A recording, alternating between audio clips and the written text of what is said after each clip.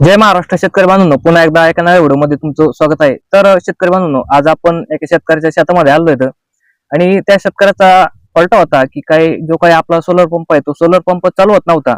आणि त्या सोलर पंपाचा चालू केल्यानंतर स्टार्टरवरती आउटपुट ओपन सर्किट हे नाव येत होतं. आणि आउटपुट ओपन सर्किट नाव आल्यानंतर आपण त्यांना जे काही केबल आहे ते केबल एकदा चेक करायला लावले मोटरकडे जाणारे, परंतु जे केबल आहे केबल एकदम ओके होती, मोटर सुद्धा एकदम चांगली चालत होती, मेगरवरती एकदम ओके दिसत होती. परंतु हे जे काही तुम्ही स्टार्टर बघत आहात त्या स्टार्टर म्हणून जे काही वायर आहे ते वायर तिथं निघालेलं होतं. इथं बघू शकता हे जे काही वायर आहेत हे वायर तिथून निघून आलेले आहेत आणि त्याच्यामुळे जो काही फॉल्ट येत होता तो फॉल्ट तिथे दाखवत होता. आपण आता जे काही शेतकऱ्याला आहे तो जे काही फॉल्ट आहे तो फॉल्ट आपण तिथे सॉल्व्ह करून आज देणार आहोत. तर शेतकऱ्यांनो, जर तुमच्या जरी सोलर जर असा काही फॉल्ट येत असेल तर आउटपुट ओपन सर्किटचा, तर एकदा इथं चेक करू शकता तुम्ही. कंट्रोलर मध्ये जे काही वायर आहे ते वायर वगैरे एकदा चेक करीत जा.